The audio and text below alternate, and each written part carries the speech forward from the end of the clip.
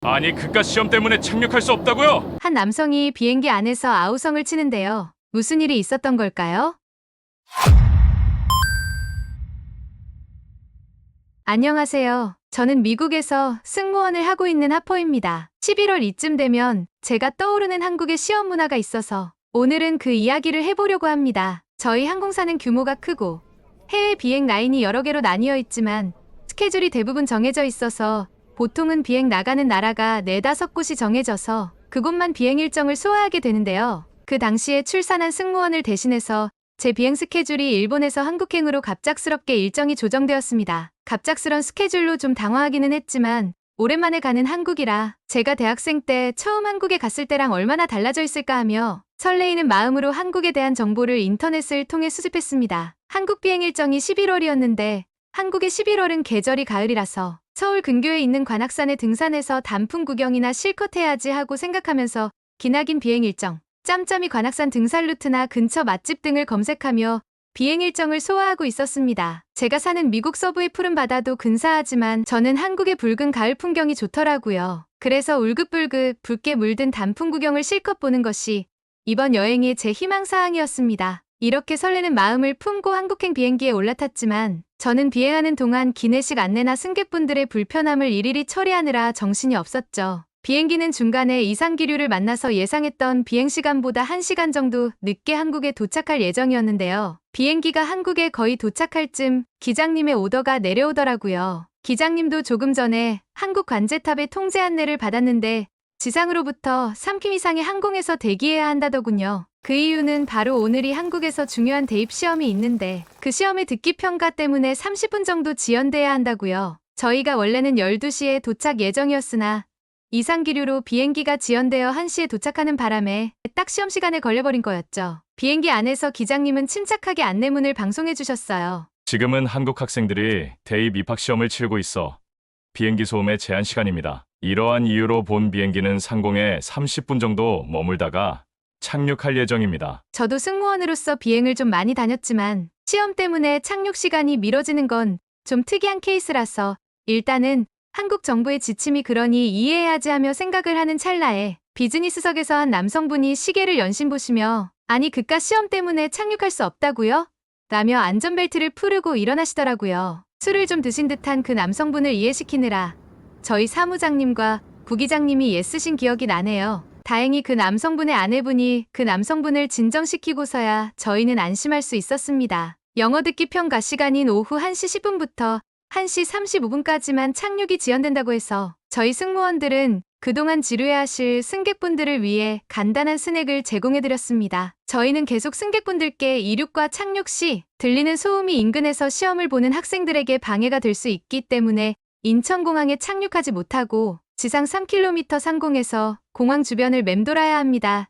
라고 설명해 드릴 수밖에 없었습니다. 한국 학생들 같은 경우에 초등학교 6년, 중학교 3년, 고등학교 3년 총 12년 동안 공부한 내용을 바탕으로 대학에 진학하기 위해 하루 꼬박 시험을 치르는 날인데요. 저희 미국에서도 대학 시험이 중요하지만 한국처럼 온 나라가 대학 시험을 배려하는 모습을 비행기에 탄 모든 사람들이 느낄 수 있었습니다. 비행기는 곧 무사히 착륙했고 신속히 입국 심사를 마쳤습니다. 예전에 한국에 왔을 때 느낀 그대로 인천국제공항의 위상은 이루 말할 것도 없었습니다. 현대적이고 청결한 느낌이 주는 안정감이 좋았죠. 예전보다 안내 로봇들이 더 많아진 것 같아서 동료 승무원과 같이 새로워 보이는 로봇 모니터에 이것저것을 누르다가 이무진버스 시간에 맞춰 공항을 나왔습니다. 그런데 호텔로 향하는 길에 차량이 없는 게 느껴졌습니다. 버스 기사님께 여쭤보니 보통 한국 사람들은 수능날이에는 자차를 이용하는 것보다 대중교통을 더 많이 이용한다고 하더라고요. 시험 보는 날 최대한 교통체증이나 경적 소리를 내지 않으려고 노력하는 모습이 한국의 시민의식을 느낄 수 있었습니다. 저는 호텔에서 짐을 풀고 샤워를 했습니다. 조금 쉬었다가 저녁 시간에 한국 친구를 만나기로 했습니다. 한국 교환학생 시절에 알게 된 친구인데 그 친구도 저처럼 항공사에 취업해서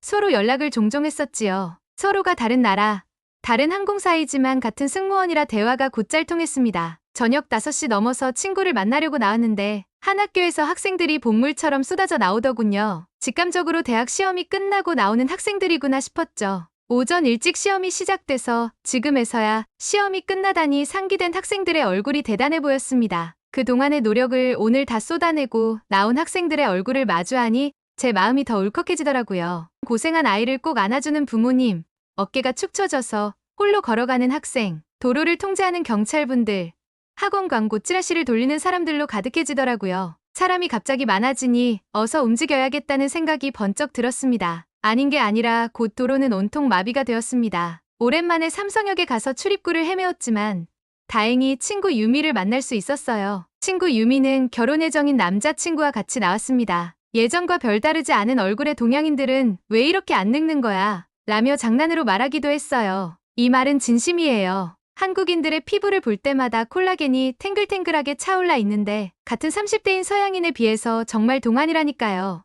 아니면 김치? 거기에 뱀파이어의 피가 섞여 있는 건가 싶은 생각이 들 때가 많았어요. 이렇게 한국에 들어온 김에 한국 피부과에 들러서 레이저나 300샷 정도 맞고 가야겠다고 생각했지요. 제가 오늘 대학 시험 때문에 한국상공에서 30분 더 있었다며 제가 호들갑을 떠니까 금융업에 종사하는 유미의 남자친구도 수능 때문에 업무가 늦게 끝났다고 하더라고요. 저는 그 말을 듣고 깜짝 놀랐어요. 금융시장은 정말 치열한 곳 아닌가요? 1분 1초 차이로 수억 달러가 오가는 곳인데도 수능 시험일이란 이유로 한국 주식시장을 오전 9시에서 1시간 늦춰 10시에 시작했고 덩달아 은행도 9시에서 4시까지 근무인데 10시에서 5시로 1시간씩 늦춰졌다는 거죠. 자본주의 경제 체제에서 이럴 수가 있는 일인지 정말 놀랄 수밖에 없었어요. 수험생들이 시험장으로 가는 동선을 방해하지 않기 위해 관공서는 물론 금융시장까지 배려하는 모습에 정말 놀라웠죠. 그런데 제가 더 놀란 것은 유미 남자친구의 친구 이야기입니다. 같은 학교 동기 중에 과학에서 한가닥하는 선생님이 있는데 수능 시험의 출제자라고 했습니다. 그는 수능 시험을 출제하고 다른 검토위원들 그리고 수능 시험지와 관련된 행정 업무를 하는 사람 수백 명이 수능 시험이 완전히 끝날 때까지 한 숙박시설에서 합숙 생활을 한다고 합니다. 중간에 절대 나올 수 없고 외부와의 접촉도 불가능하다고 해요. 직계 가족의 사망 정도 되는 긴급한 상황 외에는 외출조차 되지 않고 혹여 외출이 허용된다고 하더라도 한정된 시간 안에 용무를 마쳐야 했고 심지어 경찰과 같은 보안요원이 동행한다고 하는 거였습니다. 보안이 거의 FBI 수준인 것 같습니다. 그런데 유미 말로는 중국에서 유학을 다녀온 친구 말이 중국은 매년 6월 이틀에 걸쳐 가오카오라는 대입시험을 치르는데 매년 900만 명 이상이 치른다고 해요. 900만 명이면 서울 시민 숫자와 맞먹는 거라고 하면서요. 그날만큼은 중국도 수험생을 위해 교통통제를 하는데 조금 다른 점은 중국은 자신의 거주지와 무관하게 임의로 주소를 받는데 거기까지 가서 시험을 치러야만 한대요. 그래서 그 즈음이면 시험장 주변의 숙박시설 요금이 치솟고 예약조차 잡을 수 없다고 하더라고요. 아시아의 교육열이 높은 것은 익히 알고 있었지만 새삼 다시 한번 경험하는 기분이었습니다. 제가 사는 미국은 지역에 따라 교육열의 편차가 좀 있는 편입니다. 그리고 사실 미국은 공정하게 대학을 가는 것보다는 부모의 재력으로 유명 대학을 가는 경우가 종종 있습니다. 미국 역대 대통령 몇몇도 유명 대학을 졸업했지만 그들이 시험을 쳐서 간 것이 아니고 부모가 대학에 수십억의 기부 체납을 해서 가는 경우이기도 하고요. 유미는 한국의 성장이 한국의 교육열 덕분에 고도 성장을 이룰 수 있었다고 하더라고요.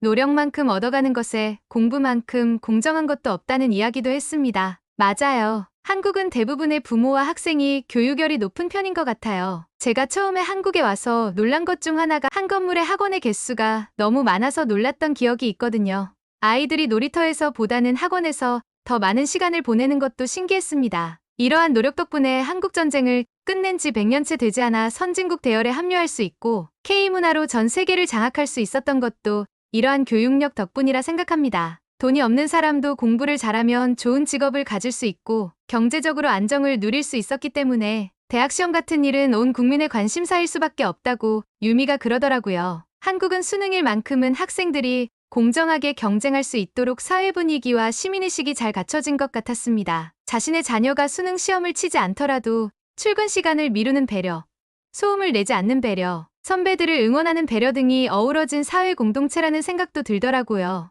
이렇게 한국을 올 때마다 매번 한국에 대해 새로 알아가네요. 제 이야기는 여기까지였습니다. 다음에 한국에 놀러가면 또 이야기 남기도록 하겠습니다. 오늘의 이야기는 어떠셨나요? 한국의 수능날 모든 수험생의 공정한 경쟁을 응원하겠습니다. 구독과 좋아요는 영상 제작에 큰 힘이 됩니다. 감사합니다. 전 세계 100가지 다양한 이야기 워월드백